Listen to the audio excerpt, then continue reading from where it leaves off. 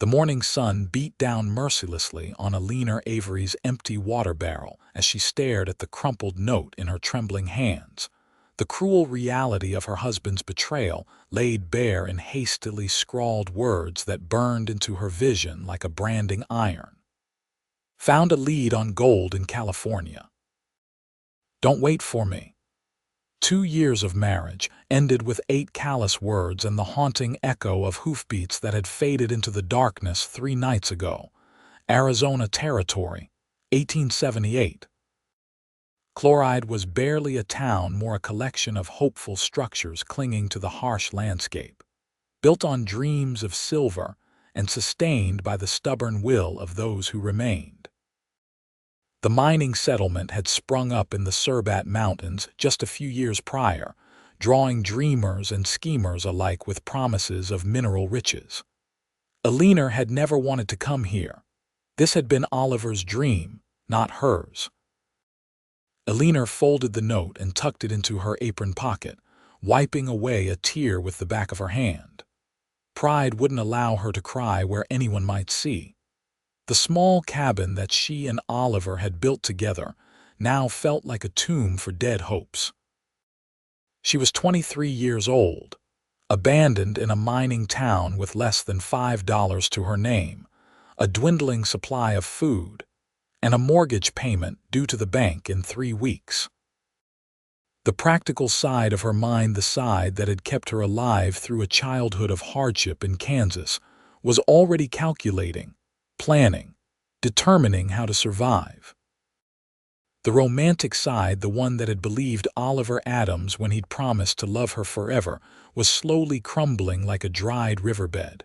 "Mrs. Adams," a voice called from outside, followed by a polite knock. "You in there?" Eleanor smoothed her hair and wiped her face before pulling open the door. Sheriff Malcolm Green stood on her porch, hat in hand, his weathered face bearing the uncomfortable expression of a man about to deliver news he'd rather not. "Sheriff," Eleanor acknowledged, keeping her voice steady. "What can I do for you, madam? I hate to be the bearer of bad tidings, but we just got word from a traveler passing through." His eyes flickered away from hers. "There was an incident at Sweetwater Creek about 40 miles west. A man matching your husband's description was seen gambling heavy 2 nights ago, lost everything, including his horse and gear. There was a disagreement about the fairness of the game and, well," Eleanor felt her heart stop. "Is he dead?" "No, madam. Beat up pretty badly, though, from what I hear. The gambler took mercy and didn't shoot him. Last seen heading west on foot, still talking about striking it rich in California." The sheriff cleared his throat. "I thought you ought to know." Eleanor's knuckles whitened as she gripped the doorframe. "Thank you, Sheriff. I appreciate you telling me." After the sheriff departed, Eleanor sat at her small table, staring blankly at the rough wooden wall. Oliver hadn't just abandoned her, he'd gambled away what little they had. Her chest tightened as the full weight of her situation crashed down upon her shoulders. The cabin would be foreclosed. She had no family to turn to, no trade beyond keeping house. The next morning brought no relief from her worries, but it did bring necessity. The water barrel remained empty. Eleanor collected her 2 buckets and headed toward the community well at the center of town.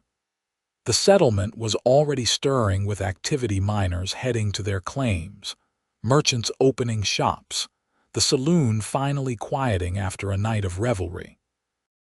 At the well, she found herself struggling with the heavy crank mechanism, her slender arms strained against the weight. "Allow me, madam," came a deep voice from behind her. Eleanor turned to find herself looking up quite a way up at a tall man, with shoulders broad enough to cast her in shadow, despite the morning sun. His clothes marked him as a cowboy rather than a miner. Worn leather chaps over denim pants, a faded blue shirt rolled up at the sleeves revealing tanned, muscular forearms, and a dusty tan hat that had seen many seasons. His face was partially obscured by a neatly trimmed beard the color of wheat, but his eyes caught her attention immediately, a striking shade of blue that reminded her of summer skies. "Thank you, but I can manage," she replied stiffly, not wanting charity. "I've no doubt you can," he said with a hint of a smile. "But my ma taught me better than to stand by while a lady works twice as hard as she needs to." Without waiting for her response, he took hold of the crank and began turning it with an ease that made Eleanor feel both relieved and somehow diminished. Water flowed into the well bucket, which he carefully emptied into her pails. "I'm Yates Xavier," he said, tipping his hat. "Just drove a herd up from the southern ranges for the Triple R Ranch." "Eleanor Adams," she replied, then immediately regretted giving her married name. It felt like a lie now. "Thank you for your help, Mr. Xavier." "My pleasure, Mrs. Adams." His eyes seemed to take her measure in a way that wasn't improper but was certainly thorough. "Those are mighty heavy for one person to carry. May I help you get them home?" "That won't be necessary," Eleanor said quickly. "I don't live far." Yates nodded, respecting her refusal. "Well, if you change your mind, I'll be around town for a few days before heading back to the ranch." He glanced at her empty left hand, then back to her face with a question in his eyes that he was too polite to ask. Eleanor shifted uncomfortably. "My husband is away, seeking opportunities in California." Something in Yates' expression told her he'd heard this story before, perhaps too many times. "Gold fever claims more men than pickaxes ever will," he said quietly. "I hope he finds what he's looking for, Mrs. Adams." As Eleanor struggled back to her cabin with the heavy buckets, water sloshing over the sides and soaking her skirts, she found herself wondering what it would be like to be the kind of woman who accepted help when it was offered. But pride and the fear of obligation kept her spine straight and her chin high, even as her arms ached from the strain. The next week brought a hard reality. Eleanor had taken in washing and mending to earn money, working until her fingers were raw and her back ached, but it wasn't enough. The bank wouldn't extend her mortgage without a male guarantor, and the few precious items she had to sell, her mother's silver hairbrush, her grandmother's locket, brought in barely enough to buy food. On a particularly difficult morning, as she hauled washing water from the well for the third time, the heavens opened.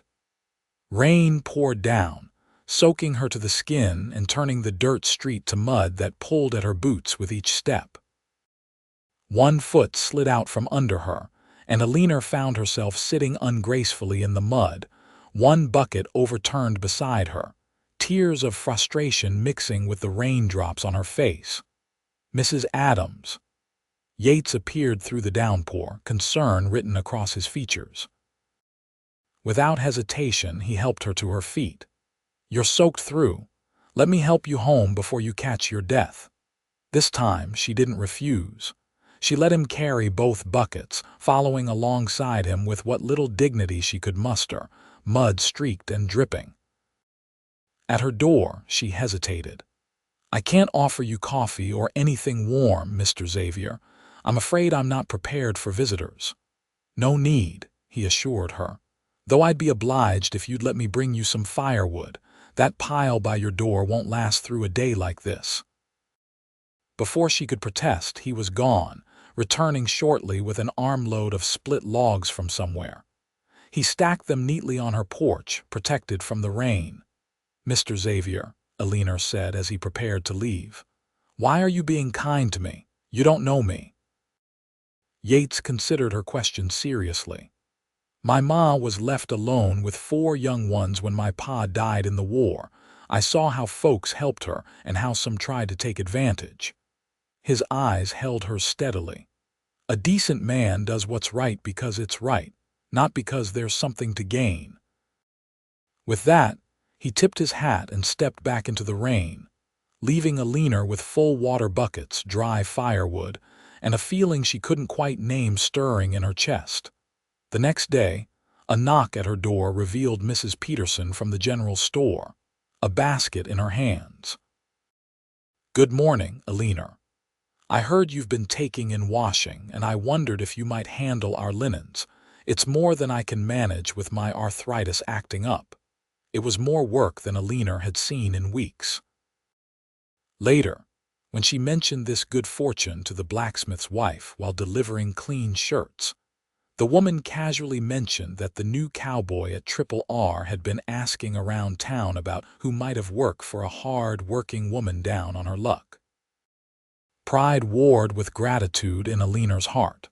She hadn't asked for his help, yet she couldn't deny she needed it. When she next saw Yates Xavier 3 days later leading a pack horse loaded with supplies down the main street, she approached him directly.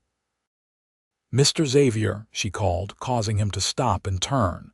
"Mrs. Adams," he said with a warm smile, "you're looking well today."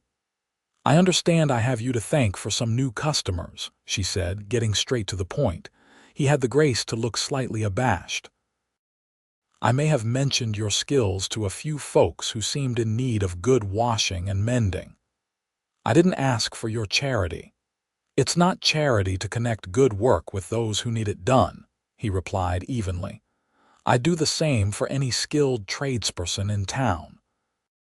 Eleanor studied his face, finding no condescension there. "Well, I thank you all the same. The work has been most welcome. I'm glad to hear it." He paused, then added, "I've been meaning to ask if you might be interested in a more regular arrangement. The ranch house needs a woman's touch cleaning, mending, perhaps some cooking for the hands. Mrs. Thornton used to come out twice a week, but her daughter's having a baby in Prescott and she's gone to help." "The Triple R is quite a distance," Eleanor said, calculating. "I don't have a horse." "I'd come fetch you and take you home," Yates offered. "The pay is $3 a day, meals included." It was a generous offer, more than fair.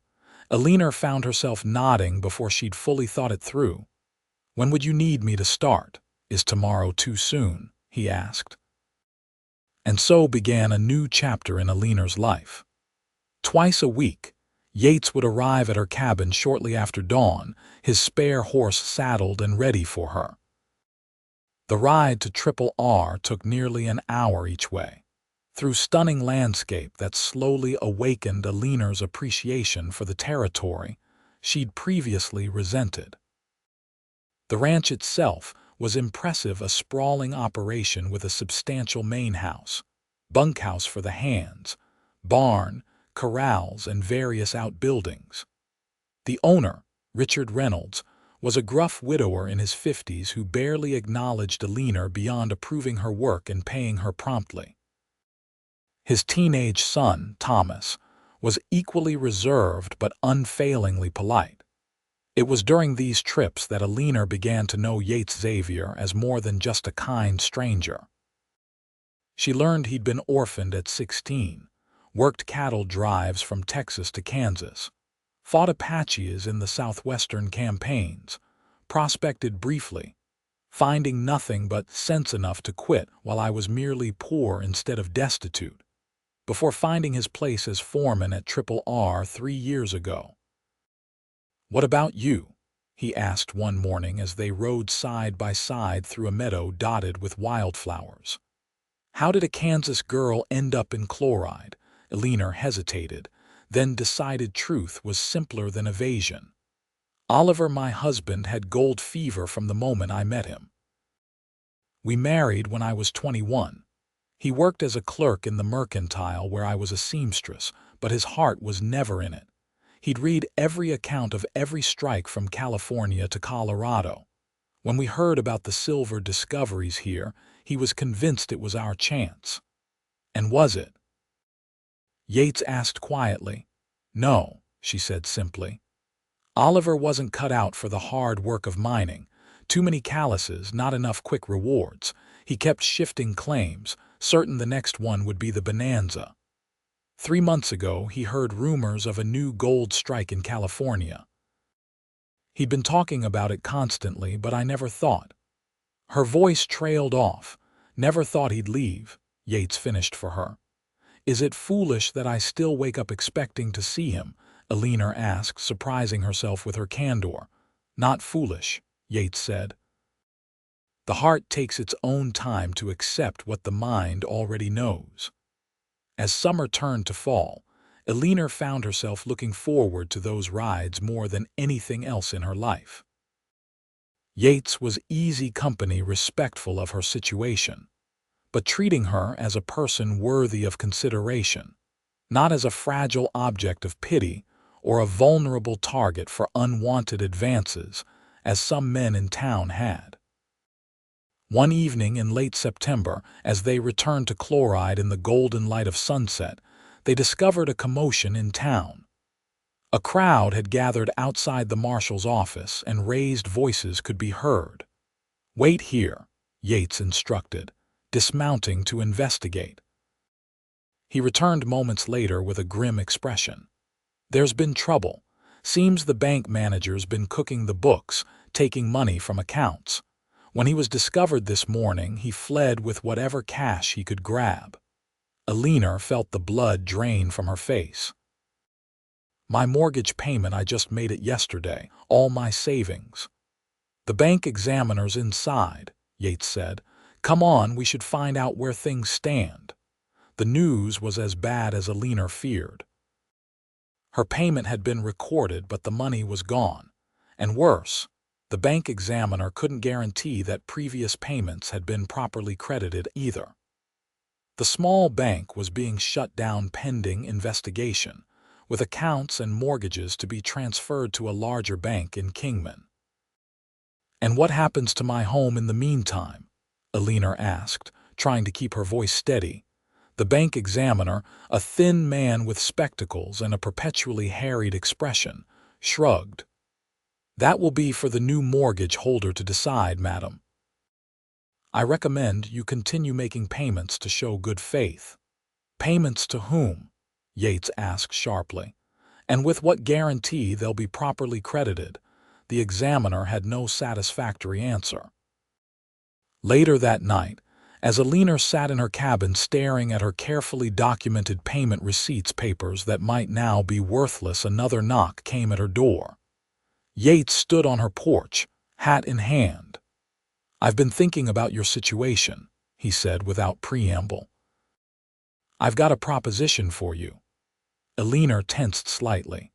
She'd heard propositions before from men who thought a woman alone was desperate enough for anything. Seeming to read her thoughts, Yates quickly added, "A business proposition, Mrs. Adams, completely proper." Relieved but curious, Eleanor invited him in and offered him coffee, a luxury she could now provide thanks to her steady income from the ranch work. "The Triple R has a small line cabin about a mile from the main house," Yates explained. "It was built for the previous foreman, but I've been staying in the bunkhouse with the hands. The cabin's sitting empty, and with winter coming, Mr. Reynolds is concerned it might deteriorate without someone living in it." "And you're offering it to me?" Eleanor asked, surprised. "As part of your compensation for increased duties at the ranch," Yates clarified. "We'd need you more than twice a week, especially with winter coming. The cabin would be yours as long as you're working for Triple R. No rent, no mortgage. You'd be free to keep your place in town if things with the bank get sorted out, or sell it if you choose." Eleanor's mind raced with implications. "This is very generous, Mr. Xavier, but it's practical," he interrupted. "The ranch needs reliable help, the cabin needs occupying, and you need certainty about your living situation. As for your reputation, Mrs. Reynolds' sister is arriving from back east next month to help with Thomas' education. She'll be living in the main house, providing all the propriety anyone could ask for." It made perfect sense, yet Eleanor hesitated. Leaving Chloride meant admitting Oliver wasn't coming back, that the life they'd planned was truly over. "You don't have to decide tonight," Yates said gently. "But winter comes hard and fast in these mountains. Best to be settled before the first snow." 2 weeks later, Eleanor found herself directing Yates and two ranch hands as they loaded her meager possessions onto a wagon. She decided to rent her cabin to the new schoolteacher rather than sell it, partly from practicality, partly from an inability to completely sever ties with the life she'd known. The line cabin at Triple R was simple but sturdy, with a main room containing a cook stove, table and chairs, and a smaller bedroom with a proper bed frame. A covered porch wrapped around two sides, offering views of both the distant main ranch buildings and the mountains beyond. It was more isolated than Eleanor was used to, but she found she didn't mind the solitude after the closeness of town living. Her duties expanded to include cooking breakfast and dinner for the ranch hands 3 days a week, tending a kitchen garden, and managing the household affairs that Mr. Reynolds had neglected since his wife's passing 5 years earlier. The work was demanding but satisfying, giving Eleanor a sense of purpose she'd lacked in Chloride. Winter descended upon the high country with a vengeance that year. November brought early snowstorms that isolated the ranch for days at a time.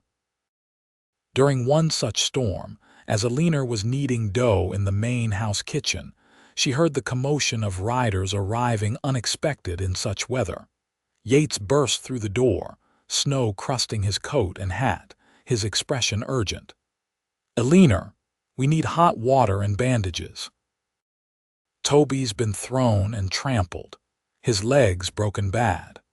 Eleanor immediately set water to boil and gathered clean linens. When the injured cowboy was carried in, she saw immediately that the situation was dire. The bone had broken through the skin, and the young man's face was gray with shock and pain.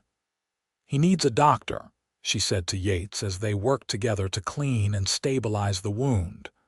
"Nearest one's in Kingman," Yates replied grimly. "No getting there in this storm." For 3 days, Eleanor barely left Toby's side, fighting infection with poultices her grandmother had taught her to make, spooning broth into him when he was conscious enough to swallow, changing bandages, and praying harder than she had since childhood. On the 4th morning, when his fever finally broke and color returned to his face, she stepped outside the sickroom to find Yates waiting. "He'll live," she said, exhaustion evident in every line of her body. "And might even keep the leg, though he'll never ride the same again." Without warning, Yates pulled her into an embrace.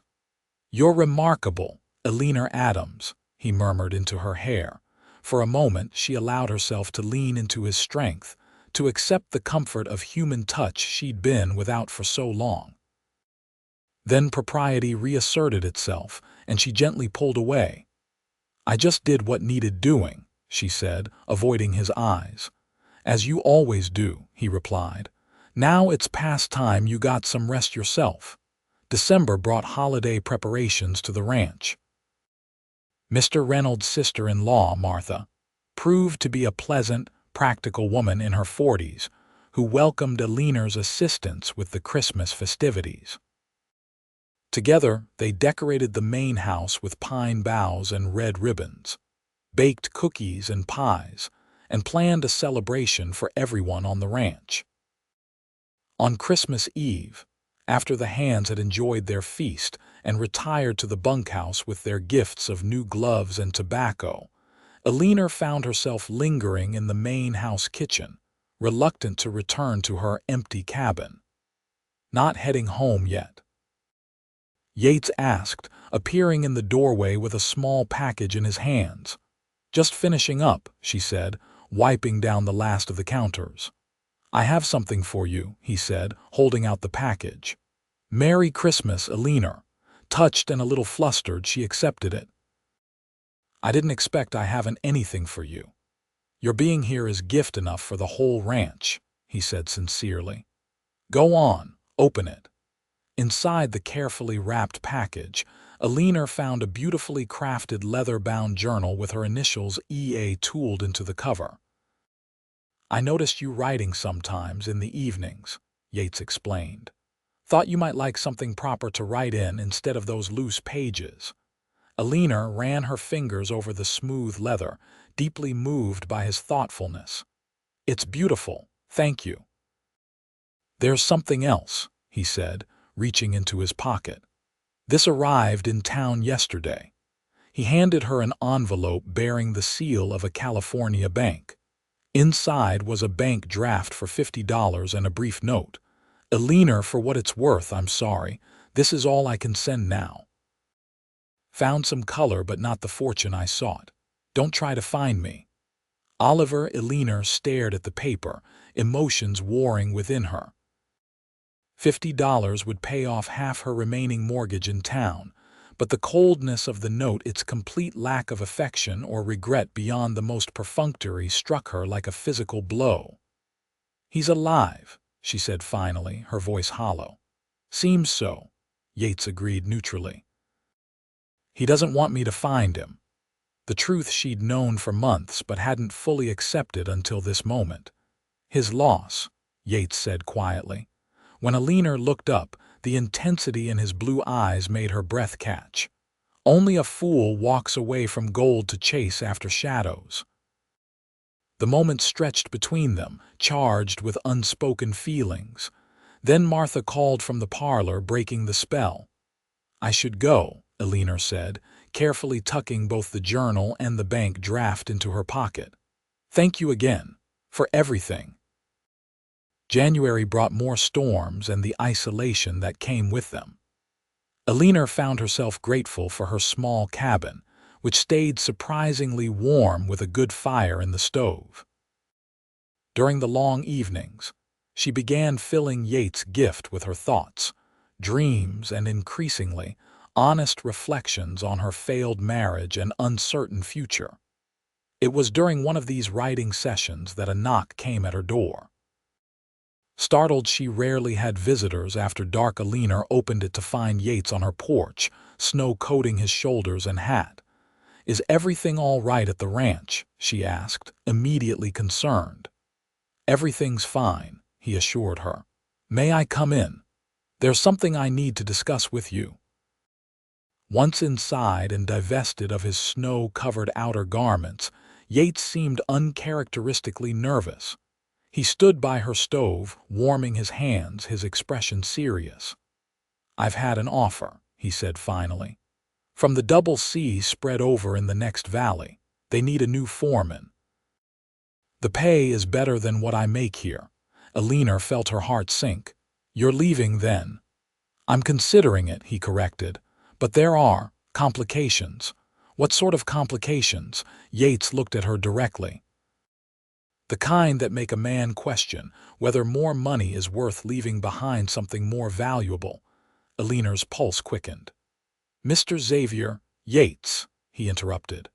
"After all this time, Eleanor, I think you might call me by my given name." "Yates," she conceded, finding she liked the feel of his name on her lips. "What are you saying?" He took a deep breath. "I'm saying that I care for you, more than is proper given your situation. I've tried to keep my distance and respect your position, but the thought of leaving, of not seeing you every day, I find I can't bear it." Eleanor felt as though the floor had dropped away beneath her feet. She'd been so careful to keep her own growing feelings locked away, certain they could never be returned, convinced she had no right to them while still legally bound to Oliver. "I'm still married," she whispered. "I know," he acknowledged. "And I would never ask you to do anything that would compromise your honor or reputation. But I needed you to know where I stand before I make any decisions about leaving." "What are you asking of me?" Eleanor managed, her heart pounding so loudly she was certain he must hear it. "Nothing you're not willing to freely give," Yates said gently. "Just honesty. If there's any chance that someday, when your situation changes, you might consider me as more than a friend, then I'll stay, no matter what double C offers." Eleanor looked into his earnest face, this man who had shown her nothing but kindness and respect from the moment they'd met. The man who'd never asked for anything in return. The man who made her feel valued and strong rather than diminished. "There's every chance," she admitted softly. The smile that illuminated his face was like sunrise breaking over the mountains. He took her hand and pressed it gently. "Then I'm going nowhere, Eleanor Adams." February brought unexpected news.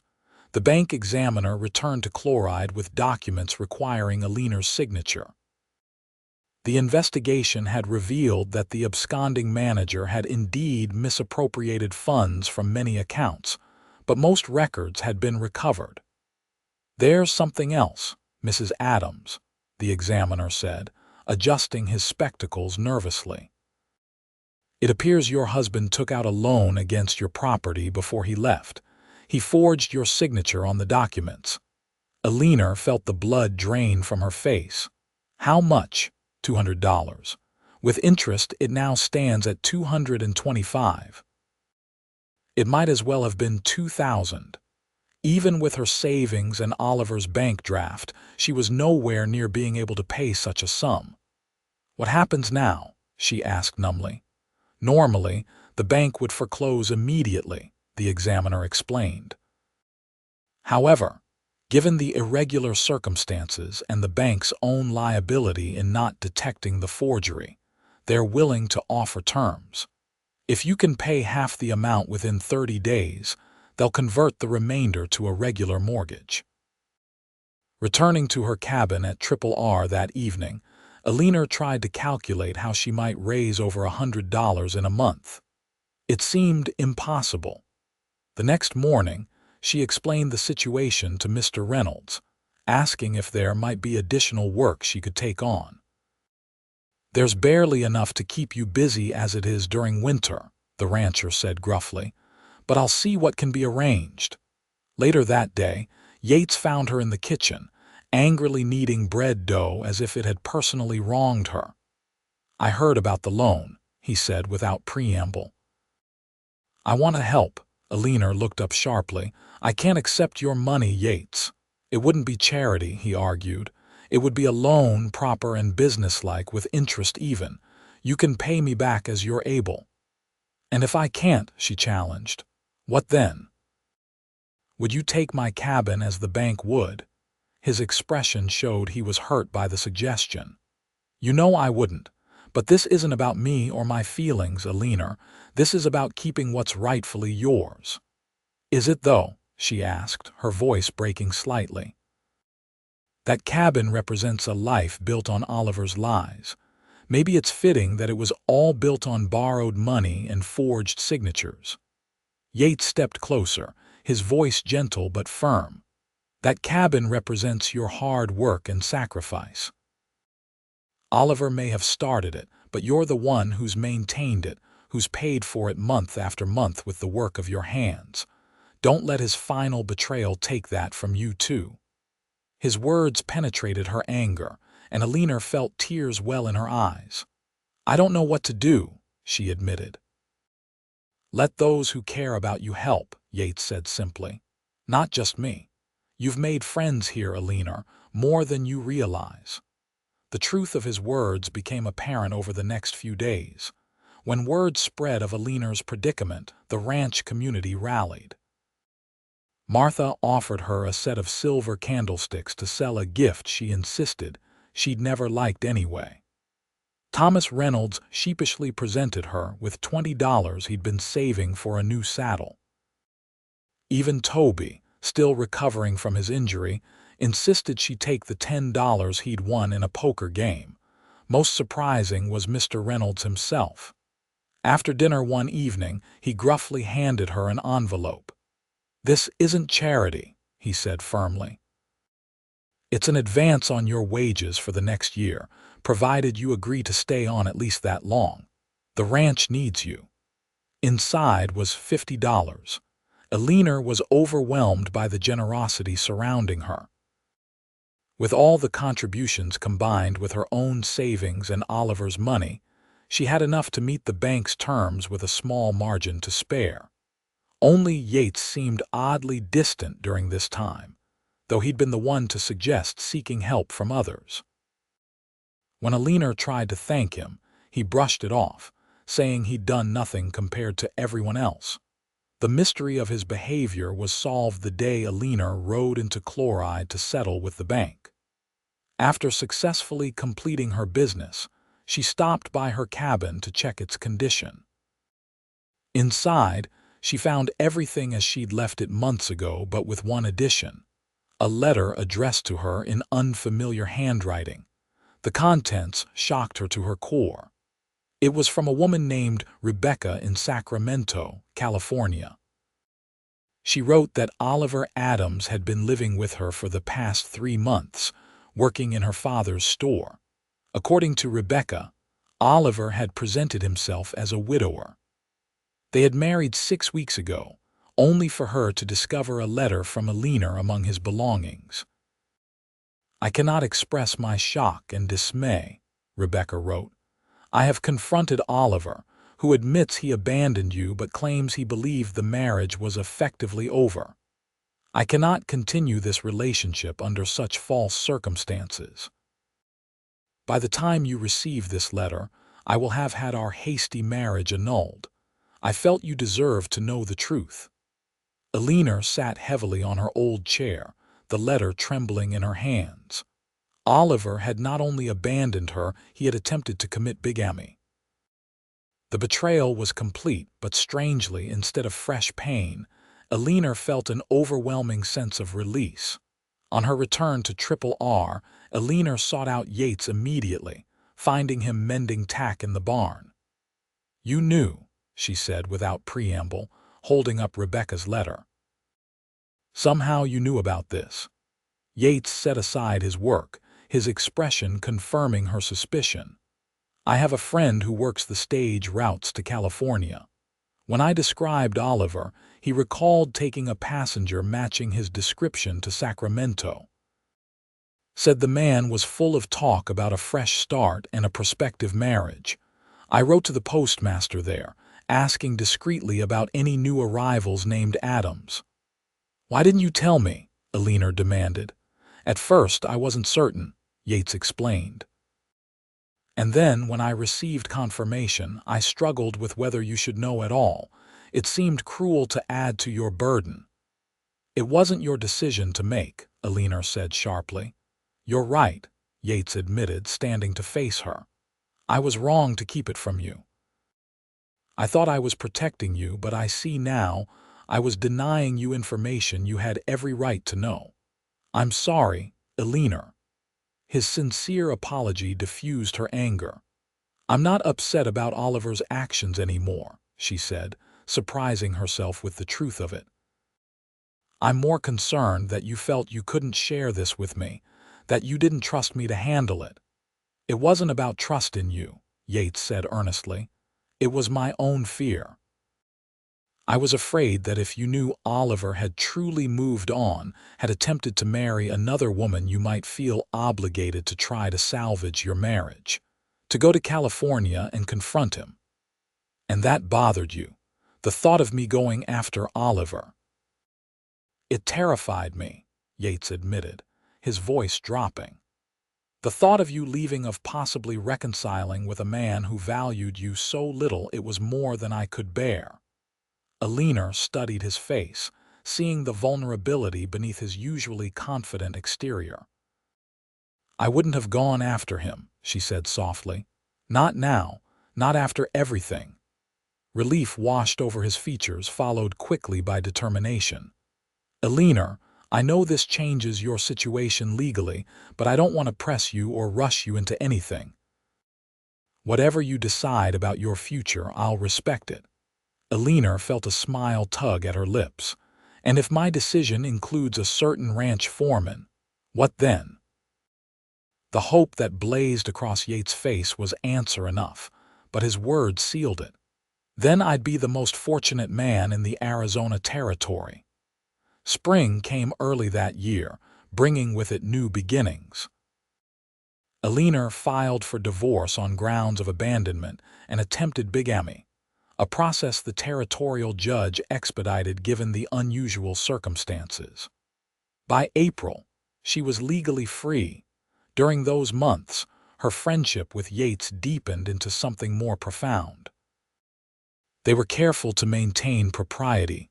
Martha acted as an informal chaperone during their courtship, but their feelings grew undeniable to everyone at Triple R. On a perfect May morning, with wildflowers carpeting the valley and the scent of pine filling the air, Yates took Eleanor riding to a scenic overlook. There, with the vast landscape spread before them, he dismounted and helped her down from her horse. "I brought you here for a reason," he said, taking both her hands in his. "This is my favorite place on the whole ranch. I come here when I need to think, when I need perspective." "It's beautiful," Eleanor agreed, taking in the sweeping vista. "When I first came to Triple R, I was just drifting, looking for a place to belong, something solid to build a life on," Yates continued. "I thought I'd found it in this land, in this work. But then I met you, and I realized what I was really looking for all along." He dropped to one knee, still holding her hands. "Eleanor, every prospector dreams of striking gold, of finding that one precious thing that changes everything. I wasn't looking for treasure when I came to Chloride that day, but I found it anyway in you. I love you. Would you do me the extraordinary honor of becoming my wife?" Tears of joy filled Eleanor's eyes as she gazed down at this man who had become everything to her. "Yes," she whispered. "With all my heart, yes." Yates stood and pulled her into his arms, sealing their promise with a kiss that spoke of devotion, passion, and the certainty of a future together. Their wedding took place in June at Triple R, with the whole ranch in attendance along with friends from Chloride. Mr. Reynolds gave the bride away, and Martha arranged flowers from the garden for Eleanor's bouquet. Eleanor wore a new dress of pale blue silk, Yates' gift, with her grandmother's locket around her neck. As they spoke their vows beneath an arch of roses, Eleanor felt none of the nervous uncertainty that had marked her first marriage. In its place was a deep, settled confidence in the man before her and the life they would build together. At the reception, as music played and couples danced in the ranch yard, Richard Reynolds approached the newlyweds with an unexpected proposition. "I'm getting old," he said bluntly. "Thomas has no interest in ranching. The boy wants to study law in California. I've been thinking of taking on a partner, someone who could eventually take over the operation." He looked directly at Yates. "You've proven yourself a dozen times over, son. I'd like to offer you a quarter share of Triple R with the opportunity to increase that over time." Yates was momentarily speechless. Eleanor squeezed his hand encouragingly. "I'd be honored, sir," Yates finally managed, "but I don't have that kind of money for investment." "We'll work out terms," Reynolds said dismissively. "I value good management over capital. And with you two planning to stay on anyway, it seems the natural course." After Reynolds walked away, Yates turned to Eleanor, his expression a mix of shock and excitement. "Did that just happen? Am I dreaming?" Eleanor laughed, her heart full to bursting. "If you're dreaming, then so am I. And I don't ever want to wake up." Later, as they danced beneath lantern light and stars, Yates pulled her close and whispered, "Have I told you today how much I love you, Mrs. Xavier?" "You have," Eleanor said, smiling up at him. "But I'll never tire of hearing it." "Then I'll make sure to tell you every day for the rest of our lives," he promised. 5 years later, Eleanor sat on the porch of their expanded ranch house, watching Yates teaching their 3-year-old son James to ride his first pony while baby Catherine slept in her cradle nearby. The Triple R had prospered under their joint management.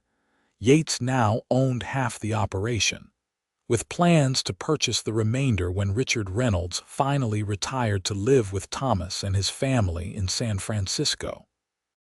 Eleanor's cabin in Chloride had been sold years ago, the proceeds invested in breeding stock for the ranch.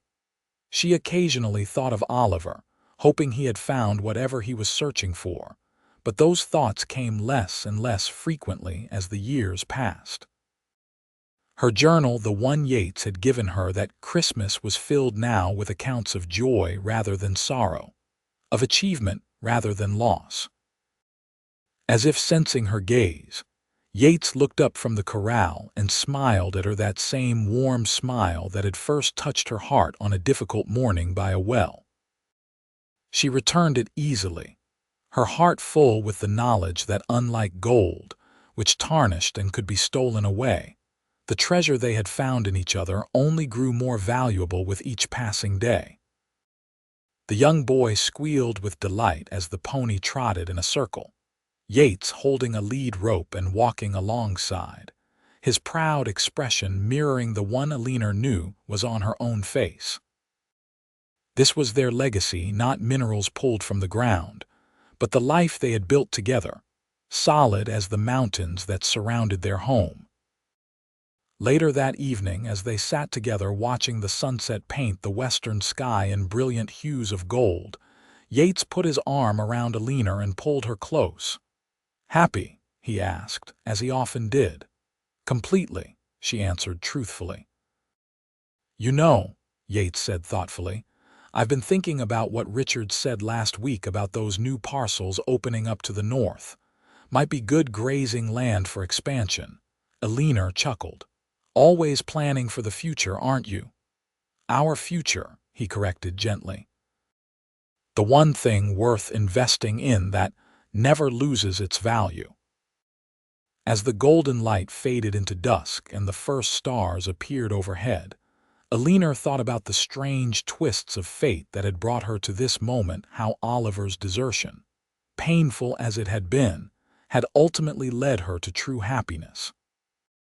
Sometimes what seemed like the end was really just the beginning of something far better than one could have imagined. "I love you, Yates Xavier," she said softly. "Every day I thank God that you found me by that well." He kissed her temple tenderly. "I meant what I said back then, you know.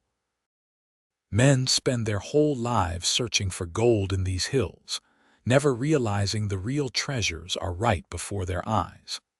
I found mine that day in Chloride, a woman worth more than all the gold in California."